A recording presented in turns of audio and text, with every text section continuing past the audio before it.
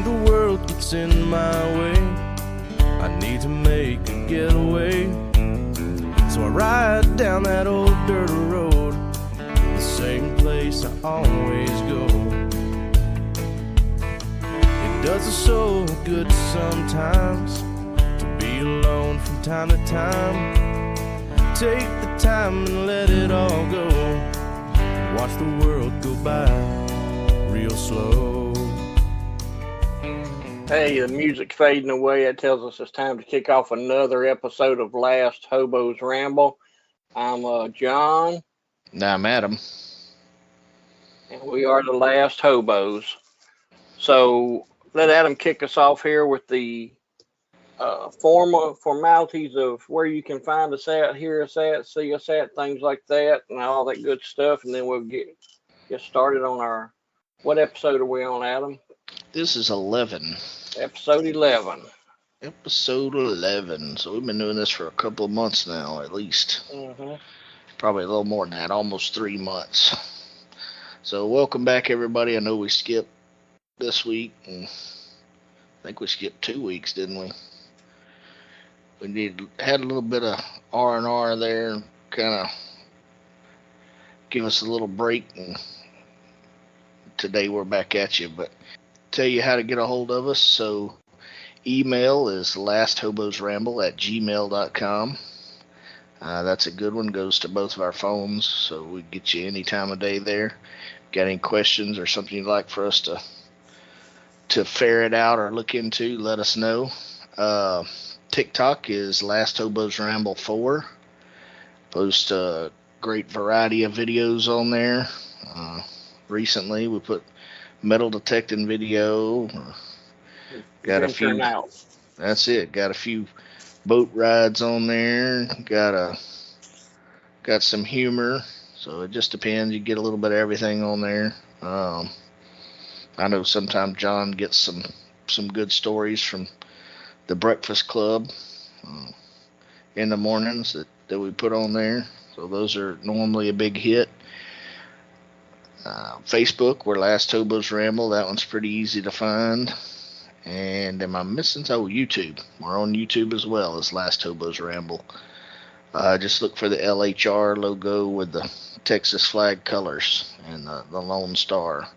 If you hit subscribe on there, it'll alert you every time we put something new on there. You won't even have to, you don't want to have to go back and forth and check.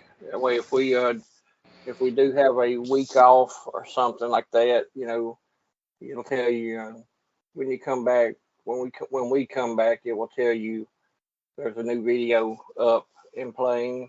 And like Adam said, we did take a couple. I thought it was a week off, but maybe it was 2. If you see something on there that you like in the videos, let us know. If you see something you don't, let us know. But yeah, if you guys see a video you like, Adam mentioned the metal detecting video. It's done pretty well for us. And we just grabbed up a couple of our metal detectors. I've got one. Adam has one. And he took me to a spot down close to where he lives. We want to tell him where we were at, Adam? We're going to be top secret. We just went down in a creek where they have some little swim area there, and metal detected for a little bit. Yeah, we wasn't there probably, an hour? Right. Real quick, before we get too far, though, what I did forget to tell everybody, it's one of my chores weekly, all of the podcast streaming platforms the podcast is available. So you can subscribe on iTunes, Spotify, Pandora, iHeartRadio, and there's even a few of them that I'm not familiar with them, but Sure. It goes on to them. rss.com/podcasts/Last Hobo's Ramble. And you get all the episodes right there. If you want to play them on your computer, you can do it there. And then we also publish each episode on YouTube. So. Right. And what most people do is, if you're not a big time podcast listener, and maybe some of you just friends with us and listen because you know us, that's great. A lot of people, they download these things and listen to them on their way back and forth to work and things. So maybe gives them a little entertainment before and after work, or lightens up their drive time. So that's probably where we play best. We're definitely not the cadence you need for working out. If you do Nah, we're not. jogging or running or Nah, strenuous workouts, yeah. nah, our voices don't even match that No. activity. So, Well, and neither do our personality. So, hey. but Amanda asked me earlier, speaking of that, about our cadence and our voice and then our personalities. Of course, they could see us. They'd know why exercising along with us is not a good idea. Amanda was watching and she said, you know, I wonder why they don't ever have any really big people on Naked and Afraid. And I'm like, because they would just lay there for 21 days. I was fixing to say we have an answer because they would win. They would win every time. Exactly. I mean, not there's several reasons. Okay, first of all, that's not going to be great for your ratings. no, nobody wants to see us naked or big No, people naked. So, there's a lot of surface area there. yeah. And then two, there's a surface area problem with mosquitoes, right? Yeah. I mean, there's a lot of mosquito bites on that show. And then three, excuse me, is just the simple fact, like John said, it's no competition. Nah. We've all been practicing for that sort of thing for years. So 21 days, all we're going to need is a swig of water every now and then. We're good to go. Exactly. Matter of fact, by the time we come off of there, we'll look like we done had some kind of surgery. That's right, Larry. You've been working out with Richard Simmons. Right. That's a throwback, right? That's right. Not everybody will get that one, but that's okay. That's all right. They can look it up. That's what the Google's for, man. Yep. You just call somebody and ask for directions. That's right. We try to keep it clean for the most part. We like to think that we're good for the family, the whole family. So normally we'll let you know if we're going to talk about something that's a little risque, but I really don't think, other than some spooky stuff with Mitchell Whittington. And that contest is still going on our Facebook page or email. If you'll send us your favorite story from Mitchell Whittington at the Grove in Jefferson, Texas. When he was on, send us the favorite story and post it on the Facebook post. We'll get one of those autographed books to you that he provided for us. Well, now hang on. We're gonna pick a winner and send one of those autographed books, right? Yes, yeah. Not everybody that comments gets an autograph. No, unfortunately, we don't have that many, but we'll pick a winner out of everybody that comments their favorite story. And I think so far there's. Thanks to the ones who have. Yes, absolutely. We appreciate it more than you know. We also have some ratings that people have been leaving us on our podcast. So anytime you do that, that helps. So. Absolutely. So far, they've all been very, very pleasant, polite ratings. So either way, though, let us know what we can do better or any suggestions or comments or requests. We'll entertain just about anything. So you want to go ahead and kick us off, Adam, on this week's subjects? Yeah, so this week we're going to talk a little bit about metal detecting. Something John and I have done off and on for years. It's actually surprisingly, it will be surprising for some of you, a really big hobby in the state of Texas. Several people have YouTube channels, and we probably won't get too much into the stepping on their toes with stuff, but we'll mention when we get to go, because like we said, Texas fun, Texas activities, right? And that's one of them. There's a lot of good places in Texas that you can metal detect. And today we're also going to talk a little bit about the Gretsch G2622T.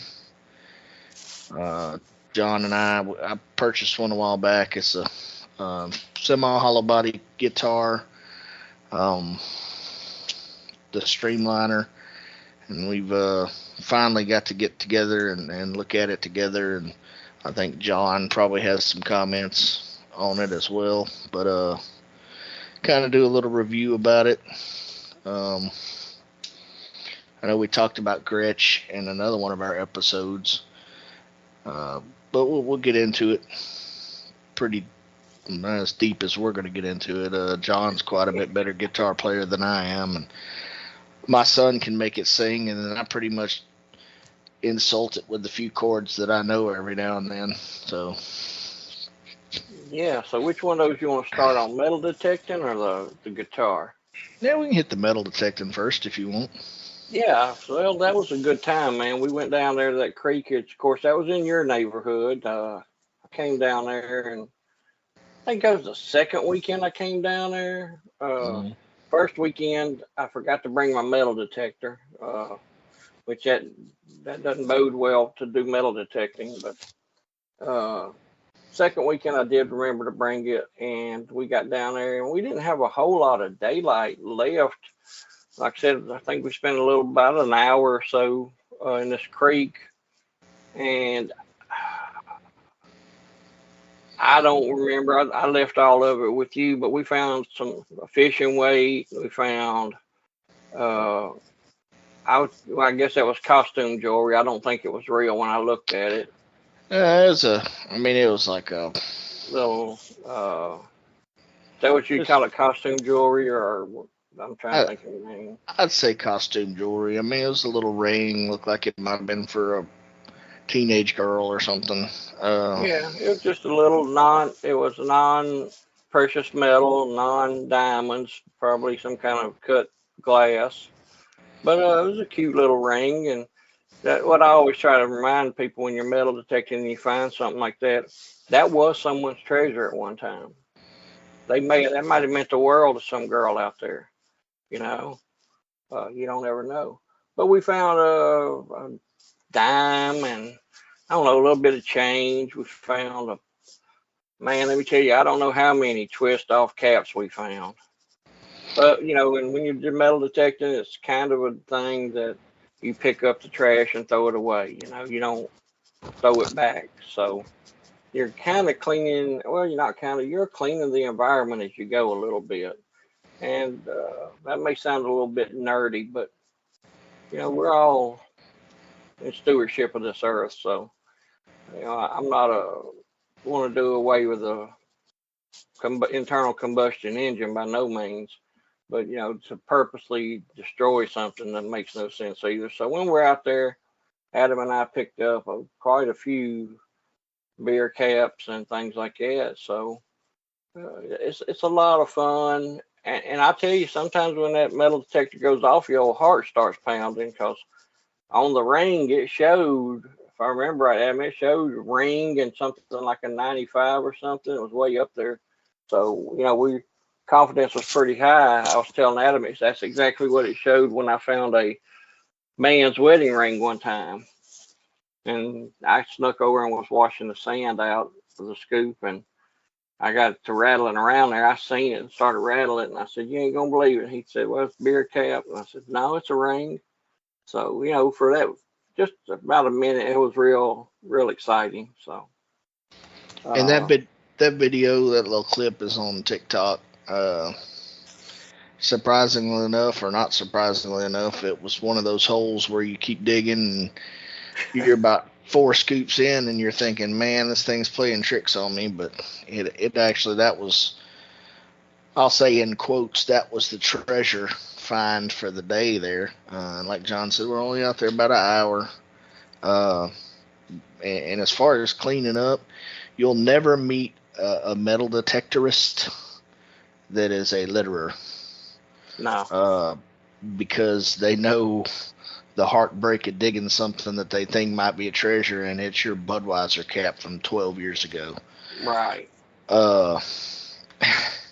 Guys, we gotta take, especially in a creek or a stream or a river. I know y'all get out and y'all are having a good time on the sandbars, and that's fine. That's what those are there for. But man, it only takes a second to throw your cap back in your cooler, and you can clean it out when you get home. Absolutely.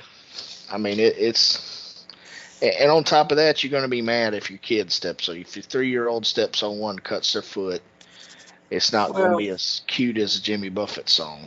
You're I was going to gonna be say upset. unless they go home and write a Margaritaville or something out of it, then you're gonna be okay with it. But If the odds of three year that happening, if yeah, if the 3-year-olds are going home and cranking up the blender, then we probably need to have bigger talks about it. But yeah, I get where you're coming from.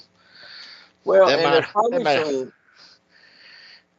been some things, John or Adam when they were 3, maybe.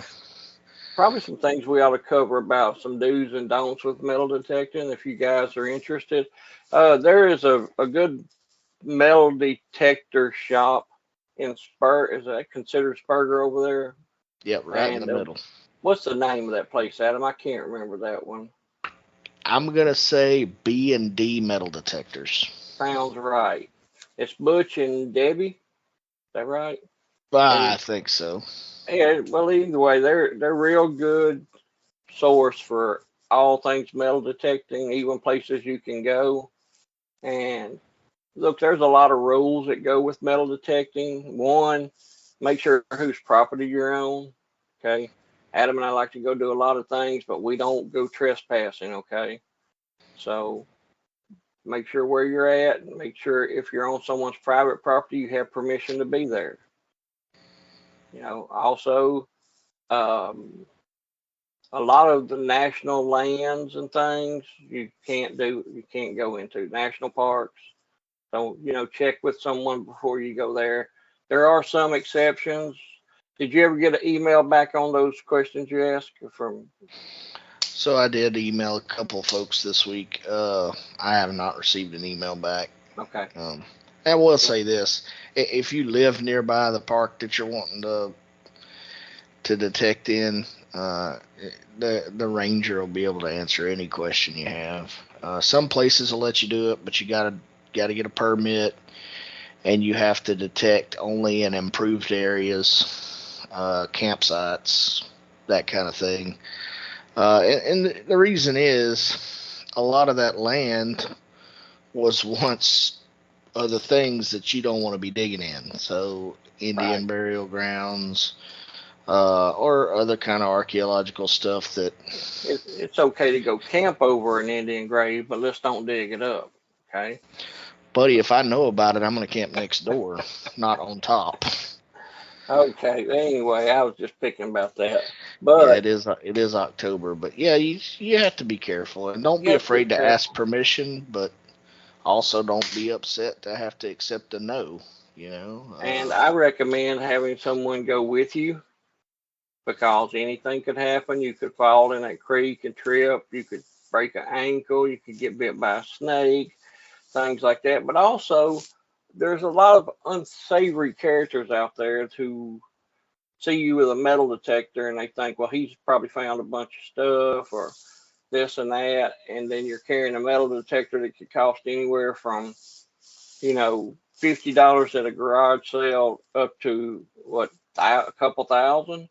So, you got to be careful with what people are around you. So, a lot of metal detectors use headphones. If you got those headphones on, you can't be paying attention to what's around you as easy. So, it pays to have someone there with you to keep an eye out, especially if you go where Adam takes you, because he likes to go to some places that are a little bit sketchy. It happens. The newer detectors, a lot of them are equipped with Bluetooth, and so that's really nice. John and I don't have newer detectors, but if somebody from Nokta or Garrett or not White's, Garrett owned White's now, or Mine Lab were to hear us, we would be more than happy to try it out and give people an honest review. That's right. Yeah. We don't mind at all, but those with the Bluetooth capabilities would be nice because you can put that one earbud in and still have that other ear. Absolutely. But one of the other rules is I love this one because when I first started, I was like, really, y'all got to tell people that? Don't go metal detecting in the cemetery. Hey, you're laughing, but you know it's true. I know it's true because you and I talked about it the other day. Guys, look, like we said, just be mindful and respectful. what could you possibly dig up in the cemetery you're going to want to find is my question. Well, Yeah, but you know. I know. I'm not that big on cemeteries anyway, so you ain't got to worry about me going in one just to metal detect, you know. So, But uh, just keep that in mind. Historical markers, you got to be real careful. Just check with somebody before you bite off something you don't really want to chew on. and if someone lets you metal detect their place, one way to get permission is one, you always want to get permission. But one thing you can do is say, look, if you let me metal detect your place, I will bring you everything that I find. And one, we can either split it, or two, I'll give it all to you. I'm just in it for the finding part of it. I just enjoy that part. You know, we're making a video, we're gonna have it video recorded what we found. But you know, if we find something, you're more than welcome to it since it's your property. And you know, because it's hard to get people to let you on their property. Another thing you need to do is make sure that you cover up any holes you dig. Now, if you're on a beach, that's not as big a deal. But if you're on solid ground and you dig like Adam said, a hole that takes, you know, 4 good scoops out, you don't want to leave that there for somebody to twist their ankle on or start eroding or anything like that. You want to fill it back in with the dirt that you had there and pat it down. If you full grass up, put the grass back on top of it and then go. Because those are things that get you invited back. If they go back out there and it looks like a caddy shack, you know, you're probably not ever getting to come back to that place. Oh man, yeah, yeah. And then not only so we say this a lot. It's just like if we go into the guitar store in Beaumont and we're acting a fool. Well, we make guitar players look bad. You know, if you go out to the somebody's property and you're digging holes, you're making all the metal detectorists look bad. You know, you gotta try to represent the group that you're involved with at that point, whether you wanted to be or not. You're representing those people. Anyway, it's one of those things. We'll probably end up talking about it some more if we get the chance and go find some cool stuff. I don't have a problem talking about it. It's one of those hobbies that once you do your initial investment for the metal detector, and like John said, you can get in anywhere from probably $300 to $1,000 and be just fine. And after that, all it costs you is gas. Well, and it's not like buying a computer.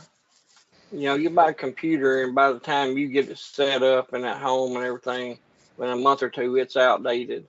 Metal detectors, I don't know if they're outdated at that point or not.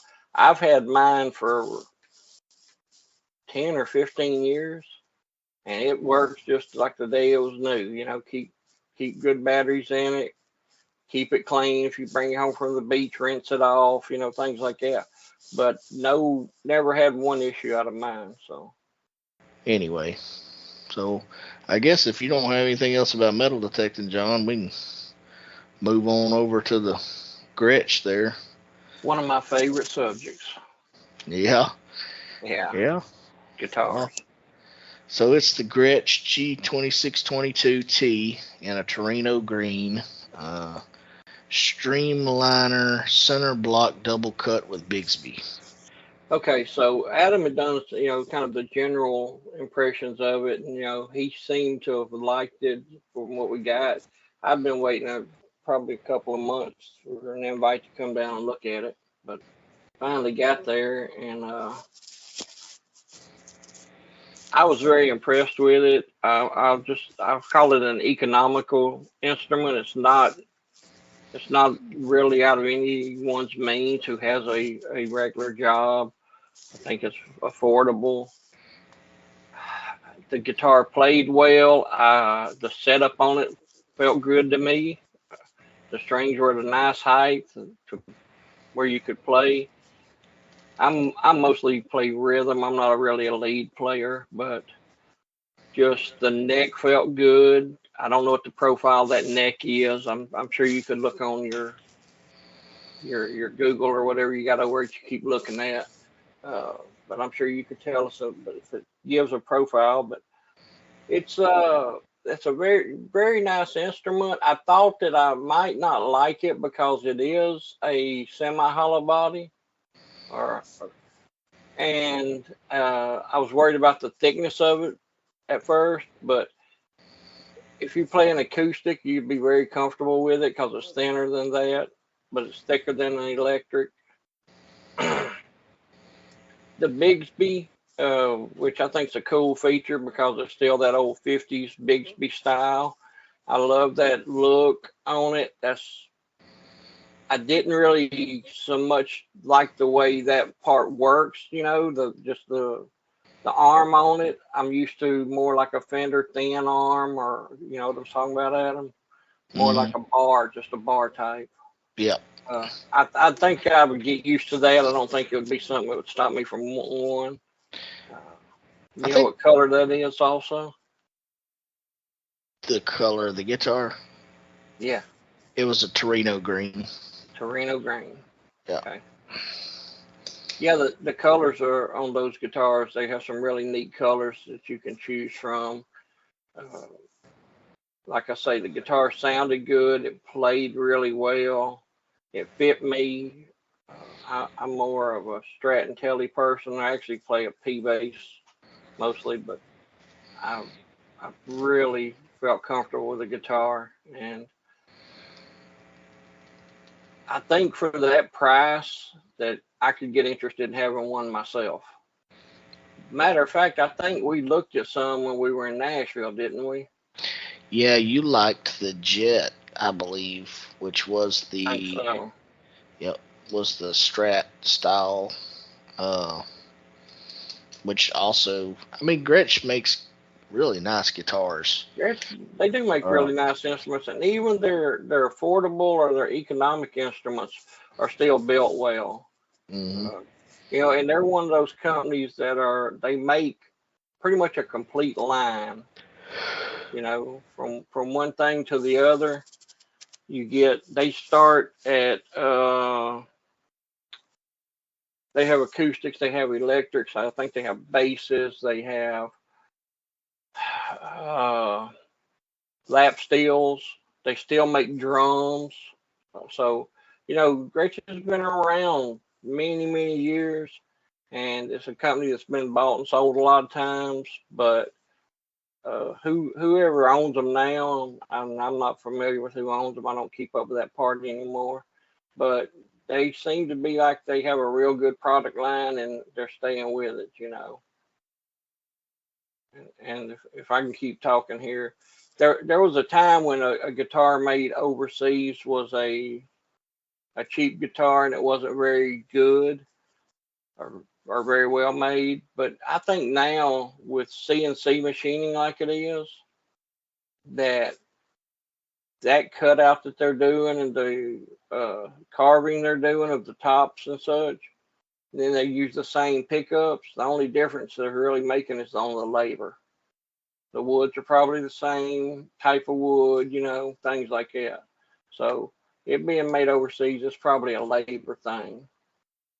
And that's not, I can't really be mad at them for that because I looked at a lot of Gretsch guitars this weekend in my spare time, and I was seeing $3,000 was not unusual. And not everybody can afford a $3,000 guitar, So, we got to keep it where people can get into them, and you want it to be where kids can buy them as they're growing up. If you got nothing but $3,000 guitars, that's Tom Anderson. We love Tom Anderson, but I just can't go buy a Tom Anderson guitar every year or ever. Well, I can't go buy one ever because I'm not allowed to buy anymore. But it's a lot of money. You can end up with a lot of money in them. So, and I'm real glad that there's some companies out there making quality products at a lower price. Yeah, and I mean, that was a big selling point on this one. I like the feel because I had played with one of them at Guitar Center, but uh, Did you buy it at Guitar Center? I did. I bought it at Guitar Center. I had ordered Okay. this particular color online. They were having a sale, and I'll tell you what I got it at. The MSRP on the Gretsch side is $4.99. I didn't pay near that. They had it on for, I think, $3.79, and I think after taxes and I think I had to pay some shipping because they shipped it in. It was like, a little over $400. Mm-hmm. And so, I mean, you can't really beat it, to be No, honest with you. no, and Guitar Center does some big sales 3 or 4 times a year, and if you can wait till those sales come up to get what you want, you can save a pretty good amount of money. And that, So like, green's probably my favorite color. That green right there pops. I mean, it's a beautiful color. The Bixby, I mean, it really is. I like the paddle style, the little bit wider, flatter bar. The downside, I think, would be you can't take it off of there. So you got one on your Strat, you can unscrew it, put it in the bag if you don't want it. On this one, you just kind of have to turn it down and get it out of your way and go to town. But it's not something that's held me back. Uh, has a good sound in the amp, and also just sitting there playing, it still has enough that you can practice without your amp if you want. Um, it's the thin U as far as the neck shape goes. Really easy to get your hands around there. My fingers are the shorter sausage style fingers, so really work well for me. I mean, overall, it's a player, yeah, I'd give it, I'd go to probably 8 out of 10 to be honest with you. And the only reason I say 8 out of 10, I'm sure that if I really studied on it, I'd find something I didn't like. But right off, what time I played with it down at your house, I didn't find anything that really made me say I don't want one. So Yeah, and honestly, I gotta really find what I need to figure out what kind of strings they got on there because they are really nice to my yeah, fingers, especially if you do a lot of bends. They bend real easy. Uh, the guitar likes bends, to be honest with you. It's not one that you got to fight with. Um, I don't know. It just smooth all the way around to me. Uh, and my son, who's arguably, not even arguably, he just is a better guitar player than me. He can pound out some interesting stuff on it. I yeah, haven't gotten to where he'll take it to practice though. He doesn't take it to class. I had to buy the case. I had to purchase separately, uh, which you do. I don't know of any guitars that come with cases nowadays for some reason or another. But I purchased the case. Got it on eBay, I believe, from a music company store on there. They shipped it to me. It's the tweed case, so it's the tweed hard case and very nostalgic, right? Uh, the whole thing kind of has you feeling like you're in the 70s. It's got the brown fur inside the case and everything. I don't think you saw the case, but no, I didn't. uh, yeah, it's the whole thing makes you think you're fixing to go play with Chet Atkins or Jerry Reed, man. It's like a back in time deal. Of course, they had the Country Gentlemen, but Gretsch supplied them, and we'll say the Right. same. We'll say the same thing we did last time we talked about Gretsch guitars, and same thing we just said about the metal detectors. If Gretsch wants to send us a Chet Atkins or a Falcon or a Country Or Gentleman, yeah, any other one they got. hey, any other one that they Send us got a that lap steel. We'll take that. that's it. Send us this. Send us this. Any of them. We don't care. We'll tell you all about it. Oh yeah. Uh, You know what I found interesting about that guitar is I felt as comfortable playing a gospel waltz on it as I did playing a Van Halen song. I didn't see where it was. Uh, Sometimes a guitar seems to lend itself to one style of music or another, and that's because some of them are built that way. The guitars with the wide flat necks are for playing fast on and things like that. But that guitar, I didn't feel like I was limited to any certain style while I was playing it. If I wanted to switch over to blues or country or gospel, I didn't see any difference.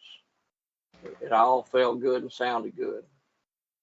Well, and if we're being honest, if you look up any review of this style guitar from Gretsch, everybody says just about the same thing.